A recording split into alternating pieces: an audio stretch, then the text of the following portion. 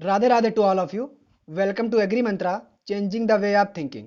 मेरा नाम आकाश वाजपेयी है और आज हम आपके लिए सॉयल साइंस का पूरा निचोड़ लेके आए हैं, है ना। क्योंकि आप लोग जानते हो कि एक रिवीजन सीरीज हम चला रहे हैं जिसमें जो आपके अदर इंपॉर्टेंट टॉपिक हैं पूरी एग्रीकल्चर के, वो हम आसानी से कवर करते हैं। एग्रोनॉमी भी आपकी टाइम पे चल रही है, उसमें लगभग एक वीडियो और आएगा, आपका एग्रोनॉमी पूरी खत्म हो जाएगी, है ना। क्योंकि बात यह है, वैसे तो हम आपके हर एक वीडियो, हर एक टॉपिक को, हर एक सब्जेक्ट को सिस्टमेटिक तरीके से करवाएंगे, लेकिन टाइम आने पर, है ना, क्योंकि समय की अभी थोड़ी सी कमी है। और हमने क्या किया है कि संडे को एक सिस्टमेटिक क्लास हम हार्टिकल्चर की चला रहे हैं। उसका अभी पार्ट 1 जो है आ चुका है क्लासिफिकेशन का, ठीक है। तो उसको जो बच्चे नए हो उसको जाके देख लेना, ठीक। वो सिस्टमेटिक क्लास है एएफओ के लिए और इफको के लिए, ठीक। बाकी जितने भी एग्जाम है सबके लिए बेनिफिशियल है ही वो। बाकी हमने यहाँ पे क्या किया है, क्योंकि आप लोगों का भी देखो, अभी इफको के फार्म आ गए हैं, ठीक। आप लोगों ने नेशनल सीड कॉर्पोरेशन भी डाला होगा, एनएससी भी डाले होंगे, है ना। कुछ बच्चे अपने डीडीए वगैरह भी डाले होंगे। तो और जो बच्चे जेआरएफ डाले हैं उनके लिए एक चैलेंज ये रहता है कि वो जनरल एग्रीकल्चर कहाँ से पढ़ें, ठीक। तो हम कुछ प्लान कर रहे हैं कि एक पूरी मास्टर क्लास 2-3 घंटे की बना दें जनरल एग्रीकल्चर की, जो हमारे जेआरएफ के बच्चे हैं उनके लिए भी वो रामबाण साबित हो। अच्छा, यहाँ पे हम क्या करेंगे आज, आज हम इफको में जो क्वेश्चन पूछे गए हैं, है ना, जो आपके जरूरी हैं निमरा सुंडा से, ठीक, और एएफओ के लिए भी जरूरी हैं, उनको आज डिस्कस कर लेंगे। तो पूरी की पूरी सॉइल साइंस जो है वहां से हम डिस्कस करेंगे, ठीक। तो आप लोग क्या करना, आराम से बुक खोल के बैठना ताकि रिवीजन होता रहे आपका, और नहीं तो फिर सुनते रहना, क्योंकि सुनने से ज्यादा अच्छा याद होता है ना। और कोई भी समस्या हो तो आकाश वाजपेयी नाम से इंस्टाग्राम पे सर्च करके अपनी समस्या का समाधान प्राप्त करना। अच्छा, एक तुमको जरूरी बात बताएं। देखो, जो बच्चे एएफओ की तैयारी कर रहे हैं उनके लिए हम तुमको एक बात बता दें। इंस्टाग्राम पे एक पेज है इंग्लिश फर्स्ट गुरु जी, ठीक। इंग्लिश फर्स्ट गुरु, उसको फॉलो कर लेना। उस पे डेली हम डेली वोकैब डालते रहते हैं, होमोपोम्स डालते हैं, इडियम डालते हैं, वन वर्ड सब्स्टिट्यूशन डालते हैं, वो सब डालते हैं। उसको फॉलो कर लेना। आप लोगों का इंग्लिश का काफ़ी अच्छा एक टारगेट जो है वहां से मिलता रहेगा आपको। और आप लोग आसानी से इंग्लिश पढ़ते रहेंगे, ठीक है, क्योंकि डेली 8-10 वर्ड ही आप याद कर पाओगे। अच्छा, आज यहाँ शुरू करते हैं। इसमें जो है पहला हम जो वो पढ़ेंगे पार्ट, वो मैन्योर और फर्टिलाइजर से पढ़ेंगे, ठीक। स्टार्टिंग से नहीं पढ़ेंगे, क्योंकि हमने एक मास्टर क्लास सॉइल साइंस की हम लाए हैं, तो उसमें हमने लगभग पोर्शन आपका करवा दिया था, मैन्योर फर्टिलाइजर रह गया था, तो आज अभी देख लेंगे। इसके अलावा हम यही नहीं, हम पूरा पढ़ाएंगे आज, लेकिन अभी स्टार्टिंग यहीं से करेंगे, क्योंकि कोई अगर पूरा अगर नहीं बता पाएंगे तो आप लोगों का वीडियो पड़ा हुआ रिकमेंड कर देंगे, वहां से देख लेना। अभी फिलहाल जो है मैन्योर और फर्टिलाइजर से स्टार्ट करते हैं, क्योंकि इफको में यहाँ से क्वेश्चन ज्यादा आते हैं, ठीक। एफओ में तो आते ही आप लोग जानते ही हैं। अच्छा, बाकी इसको शेयर कर दो, तुम लोग शेयर करते रहो। शेयर करते रहोगे, हम जानते हैं आकाश सर की बात मानोगे। देखो, मेन्योर की बात करते हैं तो पहले 3 चीजें तुम्हें पता होनी चाहिए, जैसे मेन्योर क्या होता है, कंपोस्ट क्या होता है और फर्टिलाइजर क्या होता है, इनमें अंतर क्या होता है। देखो, जो इंग्लिश वाले बच्चे हैं उनको भी हम एक बार हम इंग्लिश लाइन बोल देंगे ताकि आप लोग समझ लेना। बाकी कंफर्टेबल जोन जो है और ज्यादा बहुसंख्या, जो ज्यादा संख्या है वो हिंदी वाली है, ठीक। तो समझाया तो हिंदी में जा सकता है, आगे कोई दिक्कत हो आप लोग पूछ जरूर लेना। अच्छा, देखो मेन्योर क्या होता है। Manure supply plant nutrient in small quantity. आप लोग जानते हो कि जो ऑर्गेनिक मैटर होता है उससे जो स्मॉल क्वांटिटी में जो न्यूट्रिएंट सप्लाई किए जाते हैं वो मेन्योर के द्वारा किए जाते हैं।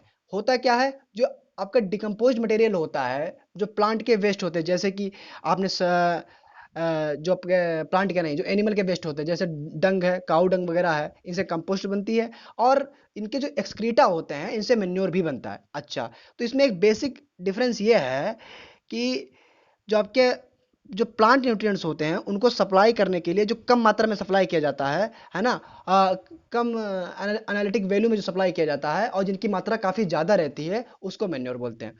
कंपोस्ट भी यही होता है, ठीक है, लेकिन थोड़ा सा अंतर ये है कि कंपोस्ट जो है वो ज़्यादातर जैसे अर्थवर्म है ना, इनसे जो तैयार किया जाता है उसको कंपोस्ट बोल देते हैं। वैसे तो आपका फेमस तो आपका कंपोस्टिंग में सब आ जाता है, जो मेन्योर और कंपोस्टिंग में एक ही बात होती है, लेकिन ज़्यादातर कंपोस्ट जो है वो अर्थवर्म से जो बनता है उसे ही बोलते हैं, ठीक है, बर्मी कंपोस्ट टाइप का। अच्छा, बाकी इसमें कोई अंतर नहीं है। आगे देखो। अच्छा, फर्टिलाइजर क्या होता है, फर्टिलाइजर याद रखना मेनली अंतर आपका मेन्योर और फर्टिलाइजर से पूछा जाता है। तो मेन्योर क्या होता है, जिसकी एनालिटिक वैल्यू जो है काफी कम होती है, यानी नाइट्रोजन फास्फोरस पोटेशियम जितने भी न्यूट्रिएंट्स होते हैं उनका परसेंटेज काफी कम होता है और इनकी मात्रा ज्यादा मात्रा में, ठीक, इनको जो है ज्यादा मात्रा में चाहिए होता है, उसे मेन्योर बोलते हैं। फर्टिलाइजर में आ जाओ।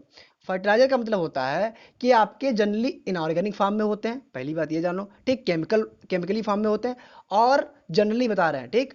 और दूसरी चीज, इसके अंदर जो जो न्यूट्रिएंट्स होते हैं उनकी मात्रा ज़्यादा होती है, ठीक है, या ऐसे कह सकते हो कि जो इनकी एनालिटिक वैल्यू होती है वो काफ़ी ज़्यादा होती है। अच्छा, अब इसके अंदर बताएंगे हम।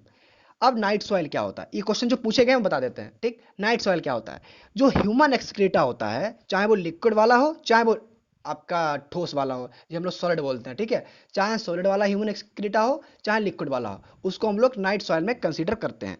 अच्छा, ग्रीन मैन्योर क्या होता है, ग्रीन मैन्योर जो होता है, जो प्लांट के मटेरियल होते हैं, ठीक है, जो थोड़े से कम डिकम्पोज हो पाते हैं, या अनडिकम्पोज फॉर्म में जो प्लांट मटेरियल होता है उसको हम लोग ग्रीन मैन्योर बोल देते हैं, ठीक। अनडिकम्पोज्ड प्लांट मटेरियल को ग्रीन मैन्योर बोल देते हैं, ठीक है।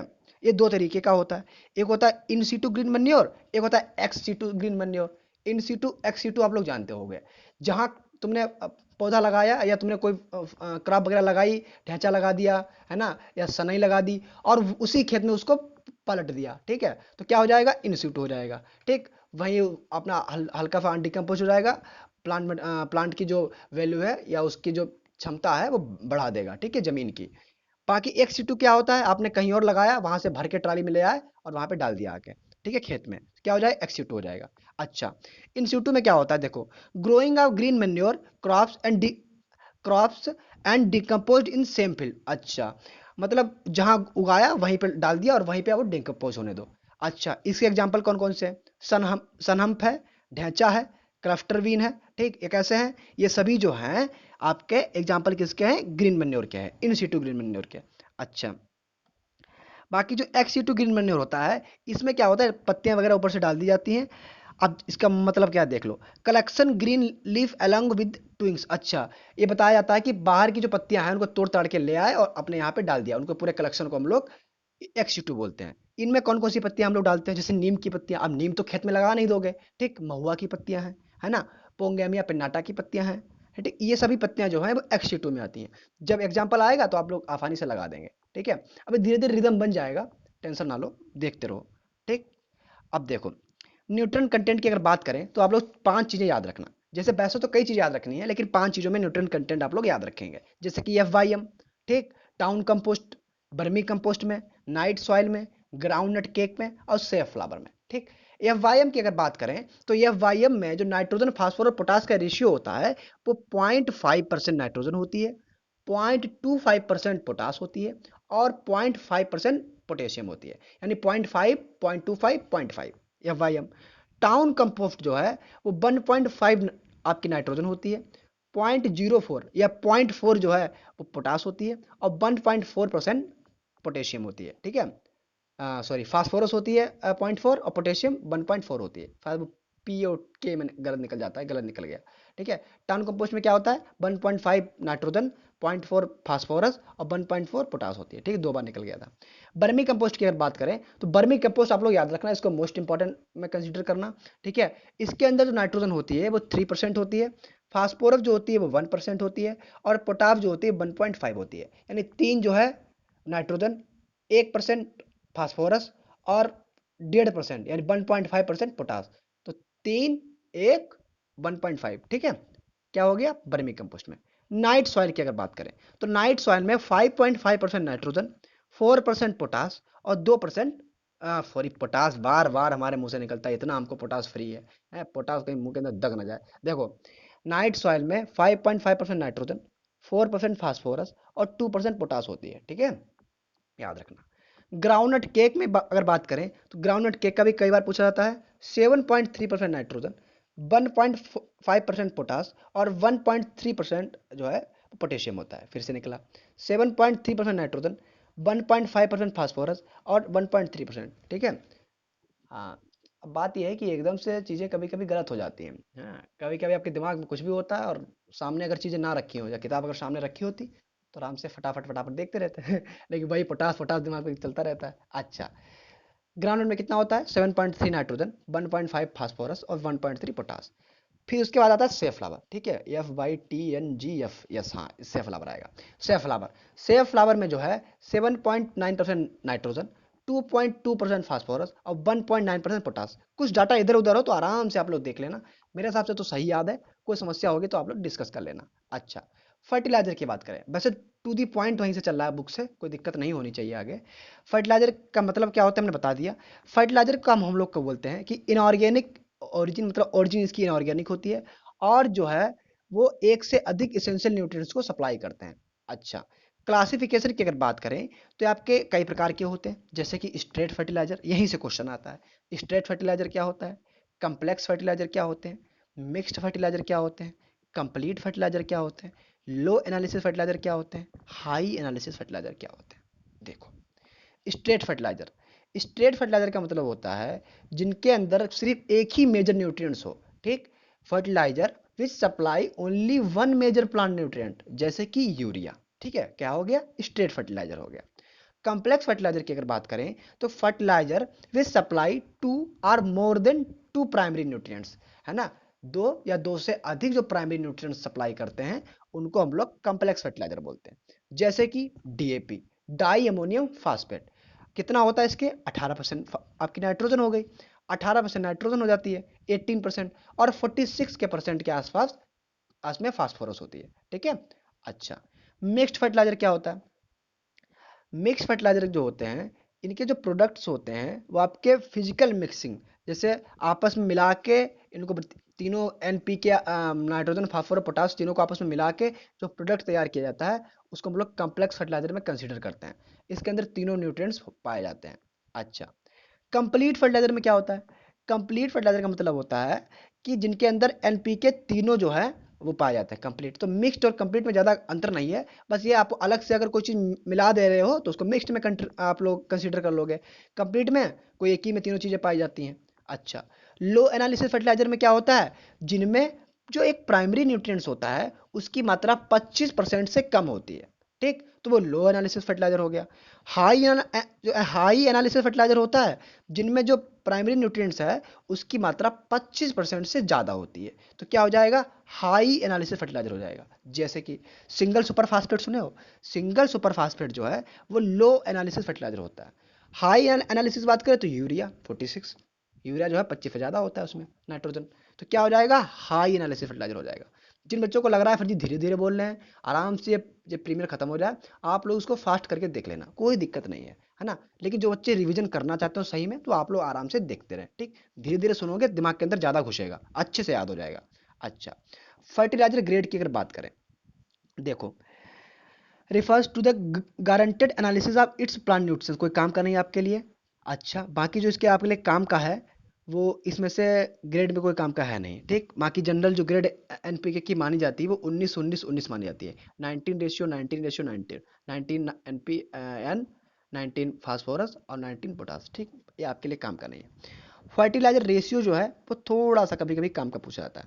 रेशियो का मतलब क्या होता है, एनपीके का परसेंटेज, नाइट्रोजन फास्फोरस पोटास का कितना कितना परसेंटेज है उसके हिसाब से रेशियो निकाला जाता है, उसे हम लोग फर्टिलाइजर रेशियो बोलते हैं। ठीक है, कि रिलेटिव परसेंटेज कितना है किसी उसके अंदर। अच्छा, आपका हाइग्रोस्कोपिक नेचर की अगर बात करें तो सबसे ज़्यादा जो हाइग्रोस्कोपिक नेचर होता है वो अमोनियम नाइट्रेट का होता है, और जो सबसे कम होता है वो कैल्शियम अमोनियम नाइट्रेट का होता है। दो आप लोग याद रखना, जो जरूरी है वही बताएंगे। बाकी अमोनियम नाइट्रेट के बाद यूरिया का होता है, यूरिया के बाद अमोनियम सल्फेट और सबसे कम कैल्शियम अमोनियम नाइट्रेट। आपको याद क्या कर रखना है, अमोनियम नाइट्रेट याद रखना है, उसके बाद यूरिया। ठीक, और सबसे कम जो होता है कैल्शियम अमोनियम नाइट्रेट में होता है। अच्छा, एफिडिक, अगर एसिडिक रेसिडुअल की बात करेंगे तो एनहाइड्रस अमोनिया सबसे ज़्यादा एफिडिक परसेंटेज एनहाइड्रस अमोनिया में होता है, सबसे कम जो होता है वो अमोनियम नाइट्रेट में होता है। ठीक है, देखो, हाइग्रोस्कोपिक नेचर सबसे ज़्यादा किसका होता है, अमोनियम नाइट्रेट का होता है। एसिडिक रेसिडुअल परसेंटेज जो है वो सबसे कम जो होता है वो अमोनियम नाइट्रेट में होता है। याद रखना, दोनों अमोनियम नाइट्रेट है वो हाइग्रोस्कोपिक ज़्यादा है, और जो रेसिडुअल परसेंटेज है इसमें सबसे कम होता है। ठीक, ये क्वेश्चन पूछा जाता है। अच्छा, बेसिक रेसिडुअल की बात करें, बेसिक रेसिडुअल की अगर बात करेंगे तो कैल्शियम साइनामाइड में सबसे ज़्यादा बेसिक रेसिडुअल होता है। ठीक, और सबसे कम जो होता है वो कैल्शियम नाइट्रेट का होता है। अच्छा, अब हम लोग बात करते हैं इक्विवेलेंट एसिडिटी की, फर्टिलाइजर की कितनी कितनी इक्विवेलेंट एसिडिटी होती है। देखो, एनहाइड्रस अमोनिया की इक्विवेलेंट एसिडिटी कितनी होती है, 148 होती है, 148 होती है। ठीक, अमोनियम क्लोराइड की कितनी होती है, 128 होती है, 128 होती है। अमोनियम सल्फेट की कितनी होती है, 110 होती है, 110 होती है। यूरिया कितनी होती है, 84 होती है, यानी 84 होती है। डीएपी की कितनी होती है 77। आप लोगों को याद होगा, आप लोग बोलते जाइए मेरे साथ, ठीक, मेरे साथ बोलते जाइए ताकि रिवीजन होता जाए, रिवीजन हो ही रहा है आपका। यूरिया कितनी होती है 84 होती है। डीएपी कितनी होती है 77 होती है। अमोनियम नाइट्रेट की कितनी होती है 60 होती है, ठीक है, या 60 बोलते हैं। अच्छा, अब बात करें इक्विवेलेंट बेसिसिटी की, ठीक, तो बेसिसिटी की अगर बात करेंगे तो सोडियम नाइट्रेट की जो बेसिसिटी होती है वो 29 होती है, ठीक, पर 100 ग्राम में। 29 ये क्या है, हम जो क्या बता रहे हैं, ये 128 बोलते हैं, ये मिलीग्राम है, ठीक। 100 ग्राम में से ये सब मिलीग्राम बता रहे हैं, ठीक। कैल्शियम नाइट्रेट में कितनी होती है 21 मिलीग्राम होती है पर 100 ग्राम में। ये क्या है इक्विवेलेंट बेसिसिटी है, ठीक। तो सोडियम नाइट्रेट की कितनी है 29 है, कई बार पूछा गया, याद रखना। कैल्शियम नाइट्रेट की 21 होती है। अच्छा, नाइट्रोजनस फर्टिलाइजर की अगर बात करें, देखो ये आपके दो फार्म में होते हैं मेनली। एक जो नाइट्रेट, जो आपके नाइट्रेट फार्म में नाइट्रोजन को रिलीज करते हैं, एक अमोनिकल फार्म में करते हैं। वैसे तो अमोनिकल फार्म में आपका ये जो धान वगैरह है ये अमोनिकल फार्म में लेता है, आलू भी लेता है थोड़ा बहुत। बाकी ज़्यादातर जो है न्यूट्रिएंट्स प्लांट्स जो हैं वो आपके नाइट्रेट फार्म में ही लेते हैं। देखो, नाइट्रेट की अगर बात करें तो नाइट्रेट फर्टिलाइजर जो होते हैं वो हाईली मोबाइल होते हैं, ठीक, काफ़ी ज़्यादा मोबाइल होते हैं, यहाँ से वहाँ, मतलब प्लांट के अंदर ऊपर नीचे घूमते रहते हैं। अच्छा, जो टॉप ड्रेसिंग के लिए काफ़ी सुटेबल होते हैं, आप लोग जानते हो, यहाँ से क्वेश्चन बनेगा नहीं, ठीक, तो हमें बताने का कोई फ़ायदा नहीं। बाकी एक क्वेश्चन आप जान लो कि जो लीचिंग जो होती है वो सबसे ज़्यादा जो लीचिंग होती है वो नाइट्रोजन फर्टिलाइजर की होती है, ठीक है, या डिनाइट्रिफिकेशन जो होता है वो सबसे ज़्यादा नाइट्रोजन फर्टिलाइजर का होता है। अब देखो एग्जाम्पल की अगर बात करें जो कि आपके एग्जाम में पूछे जाते हैं, सोडियम नाइट्रेट, कैल्शियम नाइट्रेट और पोटेशियम नाइट्रेट, तीनों के आगे नाइट्रेट लगा है, तीनों नाइट्रोजन किस फॉर्म में देते हैं नाइट्रेट फॉर्म में देते हैं, ठीक है। सोडियम नाइट्रेट में नाइट्रोजन जो होती है वो 16% होती है, कितनी होती है 16%, 16%। कैल्शियम नाइट्रेट में नाइट्रोजन कितनी होती है 15.5, 15.5%। और जो पोटेशियम नाइट्रेट होता है उसमें नाइट्रोजन होती है 13% नाइट्रोजन होती है, 13% नाइट्रोजन होती है, एंड 44% फास्फोरस पोटास होती है, 44% पोटास होती है, 44% पोटास होती है। अच्छा, पोटेशियम नाइट्रेट में दोनों में बोल दे रहे हैं ताकि सबको दिक्कत ना हो। अमोनिकल फर्टिलाइजर की बात करें, ये आपकी जो वाटर लॉग्ड कंडीशन होती है उसके लिए सुटेबल होता है, काफ़ी अच्छी, ठीक है। और लेकिन इसके अंदर लीचिंग नहीं होती, लीचिंग थोड़ी कम होती है इसके अलावा। लेकिन जो बुलेटाइजेशन होता है, ये डिनाइट्रिफिकेशन जो होता है वो ज़्यादा होता है। अच्छा, अब देखो इसके एग्जाम्पल की अगर बात करें तो अमोनियम सल्फेट, अमोनियम क्लोराइड, दोनों जो हैं वो अमोनिकल फॉर्म में नाइट्रोजन को रिलीज करते हैं। अमोनिकम जो आपका अमोनियम सल्फेट है उसमें जो नाइट्रोजन होती है वो 20.6% होती है, कितनी होती है 20.6% नाइट्रोजन। फास्फोरस जो होती है वो 24.5, ठीक, 24.5% होती है। अच्छा, जो अमोनिकल होते हैं वो मेनली सुटेबल होती है किस कौन कौन सी क्रॉप के लिए, पैडी आप लोग जानते हो, इसके अलावा टी, टी के लिए सुटेबल है, ग्राउंड नट के लिए सुटेबल है, शुगर कैन के लिए सुटेबल है, ठीक है। अमोनिकल अमोनियम क्लोराइड की अगर बात करें तो ये 25.5% नाइट्रोजन होती है इसके अंदर, है ना। और ये सबसे ज़्यादा यूज होता है किसमें पैडी में, ठीक है। अच्छा, अब कुछ उन न्यूट्रिएंट्स के बारे में जान लेते हैं या उन फर्टिलाइजर के बारे में जान लेते हैं जो अमोनिकल और कैल्शियम आपके नाइट्रेट दोनों फॉर्म में नाइट्रोजन को देते हैं। अब देखो इनमें आपके आते हैं अमोनियम नाइट्रेट और कैल्शियम नाइट्रेट, अमोनियम नाइट्रेट और कैल्शियम नाइट्रेट। अच्छा, देखो अमोनियम नाइट्रेट में जो है, अमोनियम नाइट्रेट में जो नाइट्रोजन होती है वो 33% होती है, ठीक है, कितनी होती है 33%। अच्छा, जो अमोनियम नाइट्रेट होता है वो हाईली हाइग्रोस्कोपिक होता है, बता चुके हैं, ठीक है। और ये एक्सप्लोसिव फर्टिलाइजर है, ठीक है, ज्वलनशील है, एक्सप्लोजिव है, फट जाता है। कैल्शियम अमोनियम नाइट्रेट की बात करें, इसे हम लोग किसान खाद बोलते हैं, आप लोग जानते हैं। इसके अंदर नाइट्रोजन जो है, नाइट्रोजन का परसेंटेज जो है वो 25 से 26% तक होता है, ठीक है। और इसका जो बिहेवियर है वो न्यूट्रल होता है, ठीक है, ना ज़्यादा एसिड होता है ना बेसिक होता है, ठीक है, तो कैसा होता है न्यूट्रल होता है।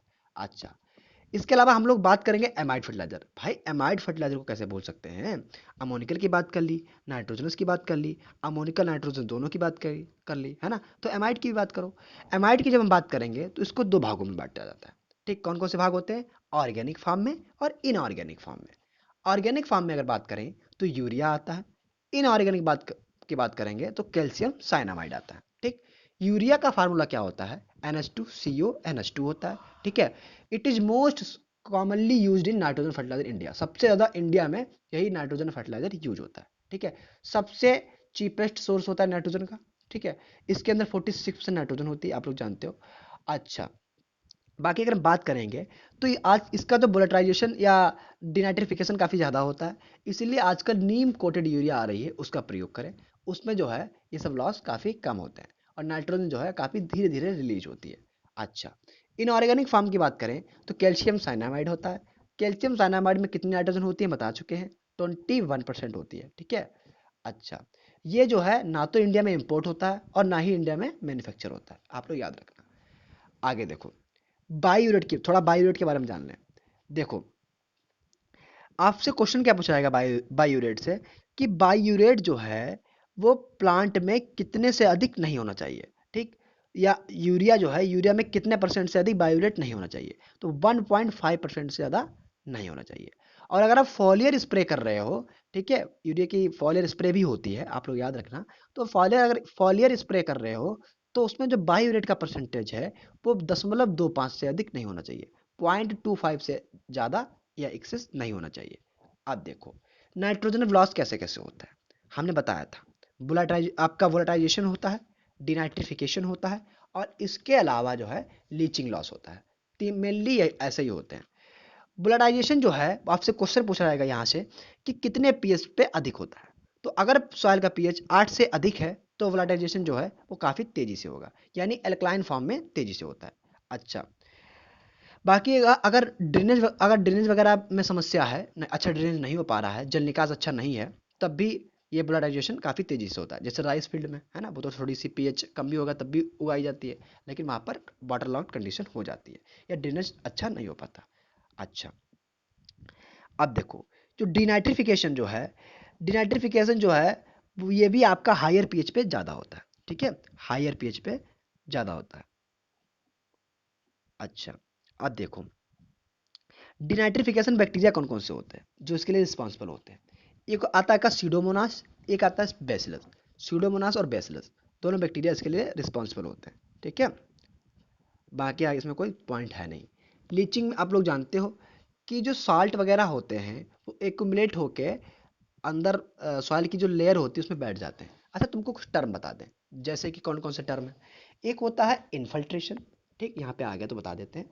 एक होता है इन्फल्ट्रेशन, एक होता है आपका लीचिंग, ठीक है, और एक होता है परकोलेशन। इनमें अंतर क्या होता है। एक होता है सीपेज, चलो बता दें। देखो, कोई खेत है और खेत में जब पानी यहाँ से आ रहा है, तो यहाँ से जब पानी इंटर करता है तो इसे बोलते हैं इन्फल्ट्रेशन, ठीक। कहते हैं सिंपल भाषा में बता रहे हैं ताकि आप लोग समझ में आ जाए। खेत है, खेत में पानी यहाँ से इंटर हो रहा है तो इस प्रोसेस को बोलते हैं इन्फल्ट्रेशन, ठीक। आराम से धीरे धीरे जाएगा जमीन जमीन के अंदर। इंटर हो गया, क्या हो गया, इन्फल्ट्रेशन। अब देखो, इंटर होने के बाद फिर ये सॉइल की जो डिफरेंट लेयर है इनमें धीरे धीरे जाने लगता है, ठीक। जो डाउनवर्ड मूवमेंट होता है वाटर का, ठीक है, उसको बोलते हैं परकोलेशन। पानी आया और डाउनवर्ड मूवमेंट में नीचे तरफ बढ़ने लगा, उसको क्या बोलते हैं, परकोलेशन बोलते हैं। लीचिंग क्या होता है, जब डाउनवर्ड मूवमेंट हो रहा है उसी समय क्या हो, जो सॉइल के न्यूट्रिएंट्स वगैरह हैं, साल्ट हैं, वो सब उसमें घुल जाएं और घुल के सॉइल की नीचे लेयर में चले जाएं, तो उसको बोलते हैं इन्फिल्ट्रेशन, वो आपका लीचिंग, ठीक है। और सीपेज क्या होता है, सीपेज में ये होता है कि इसका डाउनवर्ड मूवमेंट ना होके हल्का सा हॉरिजेंटल मूवमेंट होता है, जाएगा ये भी नीचे ही लेकिन हॉरिजेंटल हॉरिजेंटल होगा, ठीक है, तो उसे बोलते हैं सीपेज। अगर हम डेफिनेशन की बात करें तो entering of water into the field, जैसे ही वाटर फील्ड के अंदर इंटर करता है इन्फिल्ट्रेशन कहलाता है। परकोलेशन में क्या होता है, डाउनवर्ड मूवमेंट ऑफ वाटर, है ना, जो जो आपकी डिफरेंट लेयर होती हैं सॉइल की, अभी प्रोफाइल बढ़ाएंगे तो आपको लेयर के बारे में बता देंगे, उनमें जो उसका डिफरेंट लेयर में मूवमेंट होता है उसको परकोलेशन बोलते हैं। और जो डाउन लीचिंग क्या होता है, downward movement of water with salt और न्यूट्रिएंट्स, है ना, साल्ट और न्यूट्रिएंट्स के एक्यूमुलेशन से नीचे इकट्ठा जमा हो जाता है तो उसे बोलते हैं आपका परकोलेशन। और सीपेज क्या होता है, लीचिंग बोलते हैं। और सीपेज क्या होता है आप लोग जानते हो, ठीक है, हॉरिजॉन्टल फ्लो होता है वाटर का धीरे धीरे डिफरेंट लेयर में, तो क्या हो जाएगा, सीपेज हो जाएगा। अच्छा, एक जनरल लैंग्वेज में हमने बता दिया, है ना। और यहीं से अपनी डिफिनेशन बना लेना, है ना, डिफिनेशन लिखने को आया ऐसे बना लेना, हालांकि कंपटीटिव एग्जाम में थोड़ी आएगी। अब देखो, तो मैं हम थोड़ा सा परसेंटेज और बता दें, जैसे कि थायो यूरिया में नाइट्रोजन का परसेंटेज कितना होता है। तो जो थायो यूरिया है उसमें नाइट्रोजन का परसेंटेज 36.8 होता है। 36.8% होता है। ठीक है, इतना आप लोग याद रखना, बाकी और कोई आपसे ज़्यादा पूछा नहीं जाता। अब देखो स्लो रिलीज नाइट्रोजन फर्टिलाइजर कौन कौन से होते हैं। स्लो रिलीज नाइट्रोजन फर्टिलाइजर में आपका नीम कोटेड यूरिया है, आपको पता है। ठीक, इसके अलावा भी कुछ आते हैं, जैसे कि आइसो IVDU है, आइसो ब्यूटल्डिहाइड यूरिया। ठीक है, आइसो ब्यूटिलिंडाइड यूरिया। इसके अलावा आपका CDU भी आता है। ठीक है, आइए इसे बोलते हैं हम लोग क्रोटोनिल्डिहाइड यूरिया। ठीक है, अब देखो जो IVDU होता है उसमें 32.2% नाइट्रोजन होती है। जो CDU होता है उसमें 32.5% होती है। ठीक, आपके लिए काम का इतना ज़्यादा नहीं है। जो यूरिया फार्मल्डिहाइड है ये पूछा जाता है। ठीक, इसलिए हमने यही बता रहे हैं। यूरिया फार्मल्डिहाइड जो है इसमें नाइट्रोजन का परसेंटेज 38 से 42% के आसपास होता है। ठीक है, अच्छा आगे देखो फास्फोरस फर्टिलाइजर की बात करते हैं। फास्फोरस, ये देखो इसको शायद मोड पे नहीं लगाते, 1 मिनट रुकना तुम लोग जरा। हाँ, थोड़ा सा उसको मोड पे नहीं लगाया था ना, इसीलिए अब लगा दिया है, कोई दिक्कत नहीं होगी, मैसेज नहीं आएंगे, डिस्टर्ब नहीं होगा तुम्हें। अब देखो फास्फेटिक फर्टिलाइजर जो होते हैं इनमें आपका कौन कौन से होते हैं, जैसे कि सिंगल सुपर फास्फेट है। आपके कौन कौन से, मैं आपको एक पहले सिंपल फॉर्म बता दूं, जैसे कि SSP है, DSP है, ठीक है, TSP है, single super phosphate, double super phosphate, triple super phosphate. इसके अलावा डाइमोनियम फास्फेट और मोनो अमोनियम फास्फेट। ठीक है, MAP भी याद रखना, MOP नहीं बोल रहे हैं, MAP बोल रहे हैं। ठीक है, MOP तो आपका पोटेशियम वाला हो जाएगा। ठीक है, उसका नाम है, ट्रेड नेम है MOP। देखो SSP की अगर बात करें तो इसमें 16% नाइट्रोजन होती है, 19% कैल्शियम होती है, 12% सल्फर होती है, 16% फास्फोरस होती है, सॉरी नाइट्रोजन नहीं, 16% फास्फोरस होती है, 19% कैल्शियम होती है और 12% सल्फर होती है। ठीक है, आप लोग लिखते जाना अगर किसी का बुक ना हो। डबल सुपर फास्फेट की बात करें तो 32% फास्फोरस होती है। ट्रिपल सुपर फास्फेट बात करें तो 16 दूनी 32 तियाँ 48, 46 से 48% फास्फोरस होती है। 16 का इसमें मल्टीप्लाई हो जा रहा है। ठीक है, 16 16 टू जा 16 टू जा 32, 3 जा 48। अच्छा, डाइमोनियम फास्फेट की बात करें तो इसमें आपकी एक कॉम्प्लेक्स फर्टिलाइजर है। इसमें नाइट्रोजन 18% होती है, फास्फोरस 46 होती है। और मोनोअमोनियम फास्फेट की बात करें तो मोनोअमोनियम फास्फेट में नाइट्रोजन 11% होती है, 11% होती है नाइट्रोजन, और जो फास्फोरस होती है वो 48% होती है। ठीक है, ये तो हो गया वाटर सॉल्युबल में, क्योंकि फास्फोरस में वाटर सॉल्युबल आता है, सिट्रिक सॉल्युबल आता है, और सिट्रिक और वाटर दोनों सॉल्युबल आते हैं। सिट्रिक सॉल्युबल की बात करें, डाई कैल्शियम फास्फेट है, 33 से 40% फास्फोरस होती है। बेसिक फ्लेक्स की बात करें तो बेसिक फ्लेग में 14 से 18% फास्फोरस होती है, 14 से 18% होती है। ठीक है, और डाई कैल्शियम में कितना होती है, 33 से 40, 33 से 40%। अच्छा, citric acid and water, citric acid में एंड वाटर में दोनों में इनसॉल्युबल। ठीक है, सिट्रिक में भी इनसॉल्युबल और वाटर में भी इनसॉल्युबल। देखो इसमें आपका आता है रॉक फास्फेट और raw bone meal, steamed bone meal. Rock phosphate जो है इसमें जो आपकी फास्फोरस होती है वो 20 से 40% होती है, 20 से 40% होती है। और जो रॉ बोन मील है इसमें जो फास्फोरस होती है वो 20 से 25% होती है, 20 से 25% होती है। अच्छा, और जो स्टीम्ड बोन मिल है इनमें जो फास्फोरस होती है वो 20 से 30% होती है। ठीक है, कितनी, 20 से 30%। तो भैया या कहीं कहीं 25 से 30 लिखा रहता है, कोई दिक्कत नहीं है। 25 से 30 किस में होती है, स्टीम्ड में। रॉ बोन मिल में 20 से 25, और रॉक फास्फेट में 20 से 40। अब देखो बायो सुपर की बात करते हैं, तो बायो सुपर क्या होता है, ये जो होता है it is form of organic fertiliser, mostly in Australia में पाया जाता है। देखो ऑर्गेनिक फर्टिलाइजर की एक फार्म होती है जो कि मोस्टली ऑस्ट्रेलिया में पाया जाता है। बायो सुपर कैसे बनता है, ये किसका मतलब मिक्सचर किसका होता है, तो ये रॉक फास्फेट का, सल्फर का, और सल्फर ऑक्सीडाइजिंग जो बैक्टीरिया होते हैं, जो सल्फर ऑक्सीडाइजिंग बैक्टीरिया होते हैं जैसे कि थायोबैसिलस वगैरह हैं, इनसे बनता है। ठीक है, रॉक फास्फेट, सल्फर और सल्फर ऑक्सीडाइजिंग बैक्टीरिया। अब देखो इसमें कौन कौन से आते हैं, थायोबैसिलस आता है। अच्छा, कन्वर्जन फैक्टर फास्फोरस के कौन कौन से होते हैं ये पूछे जाते हैं। देखो अगर आपको P2O5 का परसेंटेज निकालना हो तो फास्फोरस इंटू 2.29। ठीक है, फास्फोरस इंटू 2.29। अच्छा, ये कर लेंगे आप, है ना। और आपको अगर फास्फोरस का परसेंटेज निकालना हो, खाली पी निकालना हो, तो वही कर लीजिए, P2O5 इंटू 0.43, ठीक है, इसमें सही से आता नहीं है, P2O5 इंटू 0.43, ठीक है, ये क्या क्या होता है, कन्वर्जन फैक्टर होता है, पूछ लिया जाता है कभी कभी। अच्छा, अब देखो पोटेशियम फर्टिलाइजर जो है, सबसे पहले ये पूछा था पोटेशियम फर्टिलाइजर सबसे ज़्यादा कहाँ पाए जाते हैं, ठीक, ये सबसे ज़्यादा कहाँ यूज होते हैं, तो पोटेशियम फर्टिलाइजर जो है सबसे ज़्यादा महाराष्ट्र में यूज होते हैं। अब देखो इसमें आपका एमओपी आता है, ठीक, जिसका जो नेम होता है केसीएल यानी पोटेशियम क्लोराइड, जैसे हम लोग एमओपी बोलते हैं। तो एमओपी जो है इसमें सबसे ज़्यादा जो मात्रा में क्या पाई जाती है, पोटास पाई जाती है, कितनी पाई जाती है, 60%, ठीक, लगभग जो है वो 60% के आसपास पाई जाती है ना, इसे हम लोग म्यूरेट ऑफ पोटास भी बोलते हैं, है ना। आगे देखो, इसके अलावा इसमें आता है पोटेशियम सल्फेट, जिसमें जो है 48% पोटास होती है और 17.5%, 17.5% सल्फर होती है। अच्छा, फिर आता है आपका potassium nitrate, KNO3। Potassium nitrate में जो फास्फोरस होती है, जो पोटास होती है, सॉरी, जो पोटास होती है वो 44% होती है, और जो नाइट्रोजन होती है वो 13% होती है, 13% होती है, ठीक है। अब देखो पोटेशियम का कन्वर्जन फैक्टर क्या होता है, पोटेशियम का कन्वर्जन फैक्टर जो होता है वो के का अगर आपको निकालना है तो के परसेंटेज बराबर, ठीक है, के टू ओ इंटू 0.83, के टू ओ इंटू 0.83, और अगर के टू ओ का परसेंटेज निकालना है तो के इंटू 1.20, ठीक है, के इंटू 1.20। आराम से रिविजन करना है तो सुनते जाओ। अब देखो ये यहाँ से इतना क्लियर हो गया।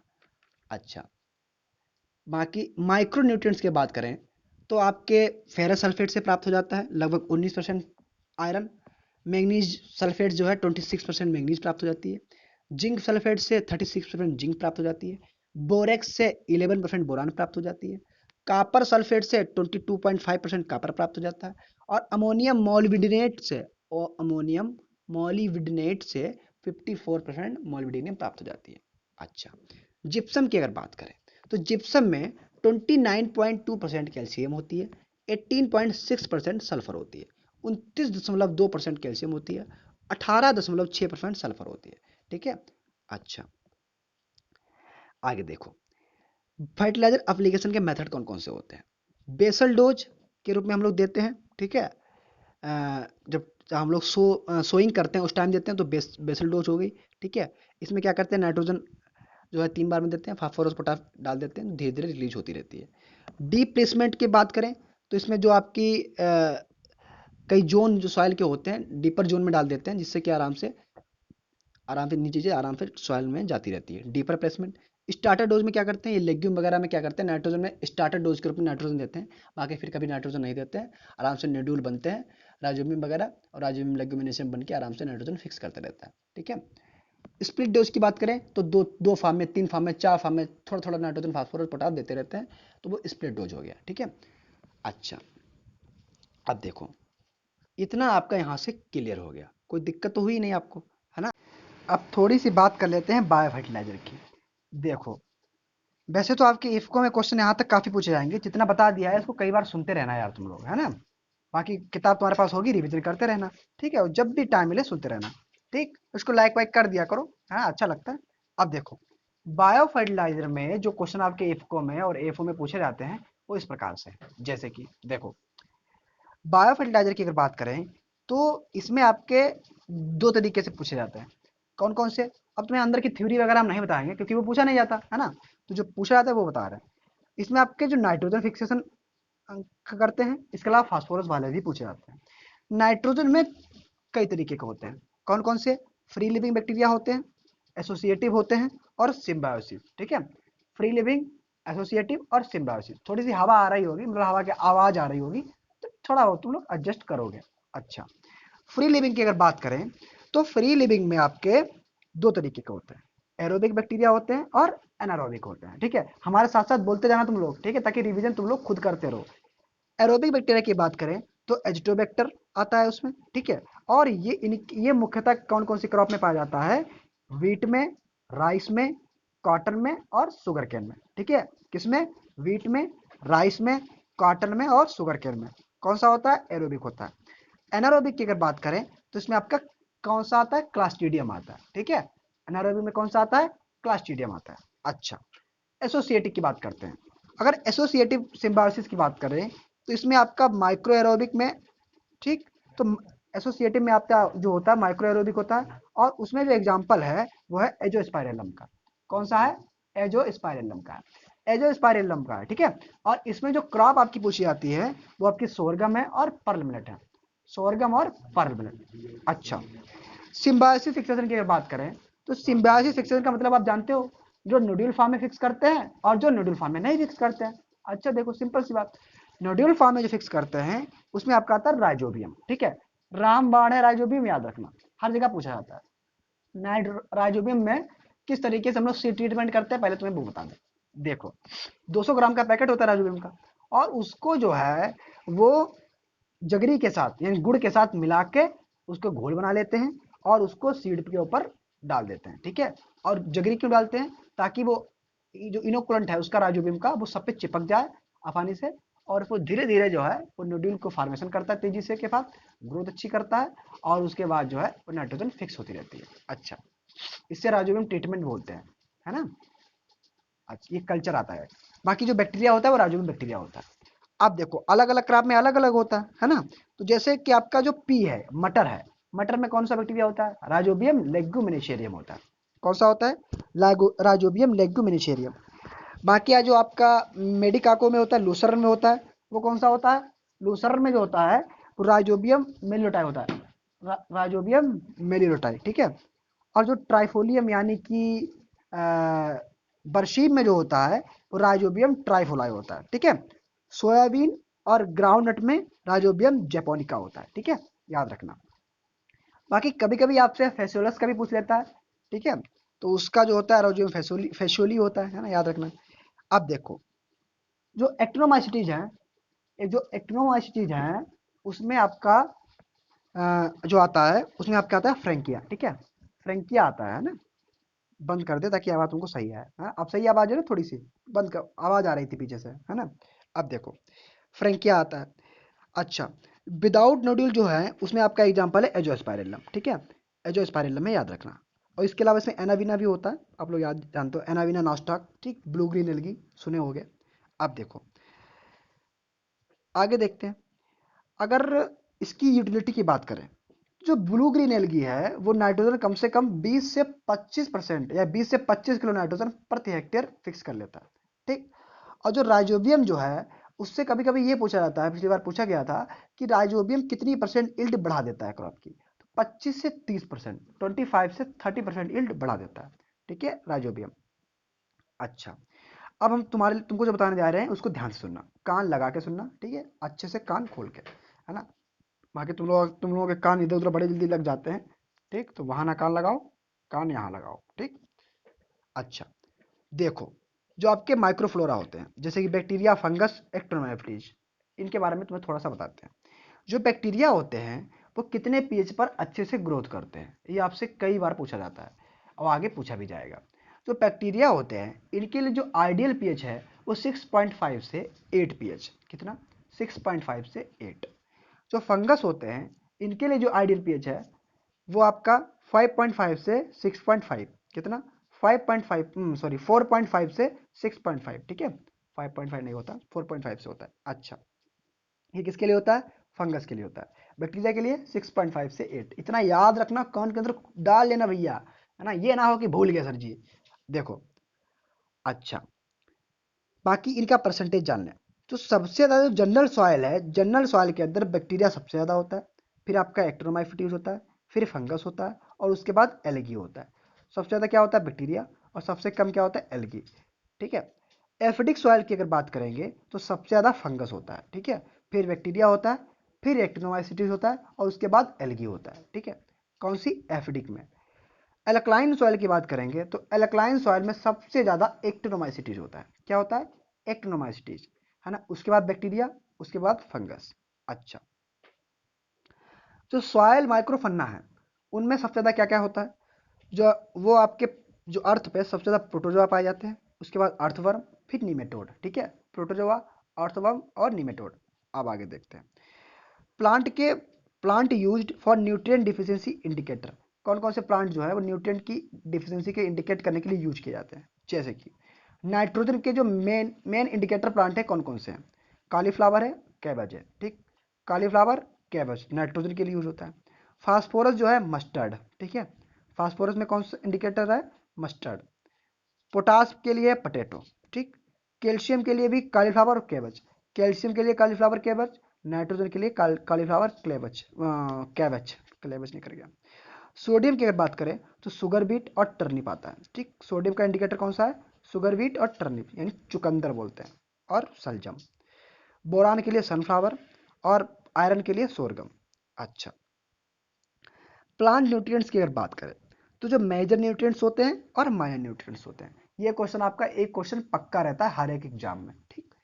ये आपका जो इस क्राइटेरिया ऑफ इसेंशियलिटी जो है वो 1939 में आर्नॉन एंड स्टाउट के द्वारा लाया गया था, ठीक है।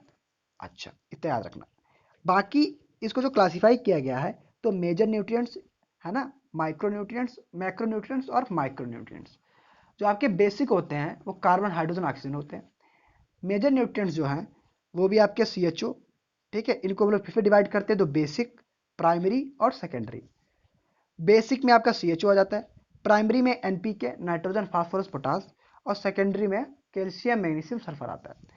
बाकी जो आपके माइक्रो न्यूट्रिएंट्स होते हैं उनमें आता है आपके, ये भी याद रखना, उनमें आपके आते हैं iron, manganese, zinc, copper, boron, chlorine और molybdenum. Iron, manganese, zinc, copper, boron, chlorine और मोलिब्डेनम, ये आता है आपके माइक्रो में। अच्छा, माइक्रो मैक्रो में क्या होता है? देखो देखो, जिनमें 100 ppm से ज़्यादा चाहिए होता है मैक्रो में आते हैं, कम चाहिए होता है माइक्रो में आते हैं। अच्छा, यहाँ से क्वेश्चन नहीं आएगा, क्वेश्चन यहाँ से आएगा जो हम बताने जा रहे हैं। अब आज तक थोड़ा लेवल बढ़ जाता है। अब देखो, जो इमोबाइल न्यूट्रिएंट्स होते हैं जो कि बिल्कुल मोबाइल नहीं होते, उनमें आपका कैल्शियम आता है और बोरान आता है। जो एनर्जी एक्सचेंज करते हैं उनमें हाइड्रोजन आता है, ऑक्सीजन आता है। थोड़ा सा स्लो बोल रहे हैं ताकि बहुत से बच्चे जो हैं वो आराम से लेट के वीडियो सुन सके, ठीक, आराम से। आप लोग अभी ना भी देखिए, लेकिन जब भी टाइम मिले इसको 4 बार, 10 बार, 5 बार, जितनी बार मन हो देख लेना।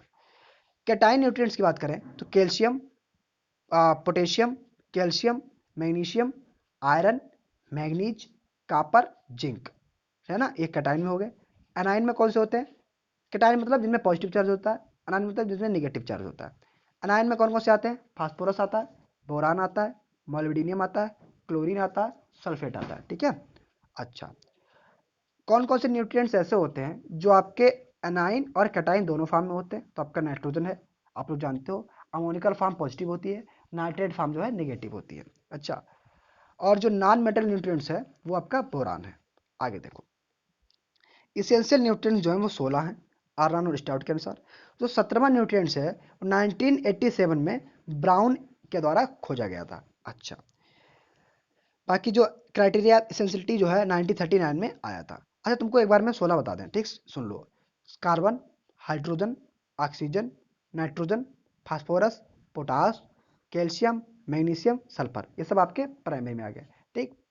मतलब कैल्शियम, मैग्नीशियम, सल्फर सेकेंडरी में आता है। बाकी जो माइक्रो में आते हैं iron, manganese, molybdenum, boron, zinc, copper, chlorine, ठीक है। बाकी अब निकिल भी हो गया। अच्छा, अच्छा, एक क्वेश्चन आपसे पूछा था है कि लॉ ऑफ मिनिमम किसने दिया था? तो लॉ ऑफ मिनिमम जो है वो लिविंग ने दिया था 1840 में, 1840 में। बेनिफिशियल न्यूट्रिएंट्स की बात करें तो इसमें बेनेडियम, सिलिकॉन, कोबाल्ट और सोडियम आता है। बेनेडियम, सिलिकॉन, कोबाल्ट और सोडियम। अच्छा, फंक्शनल न्यूट्रिएंट्स की बात करें तो जो टर्म फंक्शनल न्यूट्रिएंट्स है सबसे पहले डीजे निकोलस ने दिया था 1963 में। कब दिया था? डीजे निकोलस ने दिया था 1963 में फंक्शनल न्यूट्रिएंट्स। फंक्शनल न्यूट्रिएंट्स क्या होते हैं? इसेंशियल न्यूट्रिएंट्स और बेनिफिशियल न्यूट्रिएंट्स को आपस में जोड़ के ही हम लोग फंक्शनल न्यूट्रिएंट्स बोलते हैं।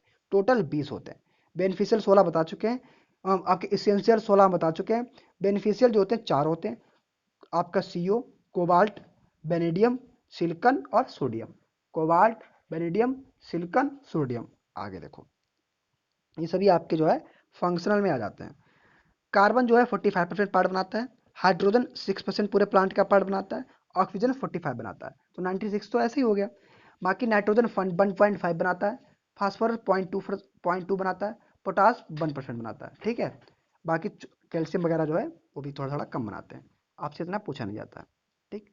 यहाँ तक आपका पूरा क्लियर हो गया। यहाँ तक भी ही आपसे ज़्यादातर पूछा जाता है, ठीक। बाकी और भी पूछे जाते हैं, वो आपको हम बताओ तो अगले लेक्चर में बता दें, और बताओ तो भी बता दें, जैसी तुम्हारी इच्छा हो, ठीक। हालांकि तुम्हारी इच्छा तो पढ़ने की कमी होती है, ठीक है। अच्छा, रोल ऑफ न्यूट्रिएंट्स बचा है आपका, ठीक। ये अगर हो जाएगा तो आपका पूरा चैप्टर पूरा कवर हो जाएगा। बताओ तो रोल ऑफ न्यूट्रिएंट्स बता दें, ताकि इसमें जो इंपॉर्टेंट है सब नहीं बताएंगे, अच्छा जो इंपॉर्टेंट है वो सुन लो। देखो, नाइट्रोजन की बात करो। नाइट्रोजन की अगर बात करेंगे तो इसमें जो ग्रीन कलर के लिए रिस्पॉन्सिबल होता है, ठीक, और वेजिटेटिव ग्रोथ के लिए होता है। अच्छा, सिर्फ इसकी डिफिशियंसी पूछी जाती है, सुन लो। बाकी आप लोग जानते हो कि प्रोटीन का मेजर कंस्टिट्यूएंट जो है वो नाइट्रोजन होता है। आगे देखो, पत्तियां पीली पड़ जाती हैं, लीफ येलो हो जाती है नाइट्रोजन की कमी से, लाइट ग्रीन हो जाती है नाइट्रोजन की कमी से, जो बी शेप्ड की क्लोरोसिस होती है वो नाइट्रोजन की कमी से हो जाती है, ठीक। और इसकी जो पत्तियों की टिप है वो पीली पड़ जाती है, येलोइंग हो जाती है नाइट्रोजन की कमी से। डिजीज की अगर बात करेंगे तो स्टारवेंसन डिजीज और बटनिंग। स्टारवेंसन डिजीज है, ये भी नाइट्रोजन की कमी से होता है, और बटनिंग कॉलीफ्लावर में नाइट्रोजन की कमी से होता है, दो ही याद रखो। फास्फोरस की बात करेंगे तो फास्फोरस क्या करता है, डिजीज रेसिस्टेंसी को बढ़ाता है, ठीक, रूट डेवलपमेंट करता है अच्छे से, है ना, न्यूक्लिक एसिड फाइटिन की मात्रा बढ़ाता है, और एनर्जी को जनरेट करने में हेल्प करता है, यानी एटीपी और एडीपी के फॉर्मेशन में हेल्प करता है। डिफिशियंसी की अगर बात करें तो इसमें एक सिकल लीफ डिजीज है, वो फास्फोरस की कमी से होता है, ब्राउजिंग वगैरह कहीं कहीं हो जाती है, ठीक है, कभी कभी ओल्डर लीव्स में, वो भी कभी कभी इसमें होता है। बाकी सिकल लीफ डिजीज जो है वो याद रखना। पोटेशियम की अगर बात करेंगे तो ये आपका स्टोमेटा के रेगुलेशन में हेल्प करता है, ठीक, जो इंपॉर्टेंट है वही बता दे रहे हैं। बाकी ये ट्रांसपायरेशन में हेल्प करता है, फ्रूट की या सीरियल्स की सीड की क्वालिटी बढ़ाने में हेल्प करता है, चमकदार बनाता है दाने को, है ना। और इसको हम लोग, जो आपका टर्म लग्जरी कंजप्शन है वो आपके पोटेशियम के केस में यूज होता है, ठीक। डिफिशियंसी की अगर बात करें तो टिश्यू पर या लीव्स पर हल्के से डेड स्पॉट बन जाते हैं जब इसकी कमी होती है, और जो बॉटम की लीव्स होती है, नीचे वाली पत्तियां होती हैं, उनमें आपकी स्क्रोचिंग हो जाती है, बर्निंग हो जाती है, मार्जिन पर स्क्रोचिंग और बर्निंग हो जाती है। डिजीज की अगर बात करें तो इसमें आपका डाइवेक डिजीज और सोरोसेट, रोसेट डिजीज और डाइवेक डिजीज दोनों आपका फास्फोरस पोटेशियम की कमी से होता है। आगे देखो, कैल्शियम। कैल्शियम जो है आपका इमोबाइल होता है, याद रखना। और प्लांट की जो टिप वाली पत्तियां होती हैं, बिल्कुल ऊपर वाली टॉप वाली कैप, ठीक, वहां पर कैल्शियम पाया जाता है। अच्छा, ये आपका इमोबाइल होता है। इसमें क्या होता है, जो जो टर्मिनल बड होती हैं वो पूरी तरह से मर जाती हैं, डाई हो जाती हैं। डिजीज की बात करें तो ब्लाजम इंड्रा टमेटो का इससे होता है, ठीक है। और जो पत्तियां होती है उनमें आपकी टिप हुकिंग हो जाती है, वो भी आपकी कैल्शियम की कमी से होते हैं। बाकी आप लोग जानते हो, एनिमल की बात करेंगे तो मिल्क फीवर हो जाता है उसमें, है ना, बहुत से डिजीज हैं। बाकी देखो आगे, मैग्नीशियम की अगर बात करें तो मैग्नीशियम में क्लोरोफिल वगैरह, ये क्लोरोफिल का एसेंशियल कॉन्स्टिट्यूंट्स है ना। और डिजीज में सैंड ड्रॉन डिजीज कौन सा होता है, सैंड ड्रॉन डिजीज जो है वो टबेको में लगता है और मैग्नीशियम की कमी से लगता है, ठीक है। सल्फर की बात करें तो सल्फर में इस इसेंशियल कॉन्स्टिट्यूएंट्स जो आपके अमीनो एसिड के होते हैं कौन कौन से, सिस्टीन, सिस्टाइन और मेथोनिन। सिस्टीन, सिस्टाइन और मेथोनिन ये भी पाए जाते हैं। और जो उसका जो थायोबैसिलस बैक्टीरिया होता है वो सल्फर ऑक्सीडाइज बैक्टीरिया होता है, कोई काम का नहीं है। डिजीज आपके लिए काम का है, कौन सा डिजीज है, अकोची। अकोची जो है वो ज़्यादा मात्रा में जो हाइड्रोजन सल्फाइड डाल देते हैं उससे हो जाता है, ठीक। इसके अलावा जो एक चाय की पत्ती का रोग होता है जिसे हम लोग टी येलो डिजीज बोलते हैं, वो भी सल्फर की से होता है। अच्छा, आयरन की अगर बात करें, आयरन जो है वो आपका नाइट्रोजन फिक्सेशन में हेल्प करता है, और क्लोरोफिल सेकंड का सिंथेसिस में भी हेल्प करता है। अच्छा, बाकी ऑक्सीजन के साथ मिलकर ऑक्सी हीमोग्लोबिन वगैरह बनाता है, तो ऑक्सीजन कैरियर का भी अच्छे से ख्याल रखता है। और बाकी इसमें कोई चीज़ है नहीं। एक डिजीज है जिसे बोलते हैं crinkle leaf disease. Crinkle leaf disease जो है वो मैग्नीज की कमी से होता है, यमन मैग्नीज की कमी से होता है क्रिंकल लीफ डिजीज। अच्छा, और तो इसमें कोई है नहीं। बाकी मैग्नीज की कमी से कौन कौन से होते हैं, जैसे कि फैलावलाइट है, शुगर कैन में फैलावलाइट, मटर में मार्स रोग, मार्स स्पॉट, और बार्ले में या ओट में ग्रे स्पाइक, ये आपके सब मैग्नीज की कमी से होते हैं। कॉपर की अगर बात करें तो नींबू में डाइवेक, डाइवेक लगता है। गमेसिव डिजीज, रोस्टेट डिजीज, ये सब कॉपर की कमी से लगते हैं। बोरान की अगर बात करें, ये भी माइक्रोन्यूट्रिएंट्स है, बोरेक्स में पाया जाता है, 11% होता है, ठीक है। इससे क्या होता है, एप्पल में जो रोसेट डिजीज है या डाइवेक है वो बोरान से हो जाता है एप्पल में, ठीक है। बाकी कॉलीफ्लावर में ब्राउनिंग हो जाती है, ठीक है। टबेको में टॉप सिकनेस, और टमेटो और पोमग्रेनेट में फ्रूट का फट जाते हैं, ठीक है।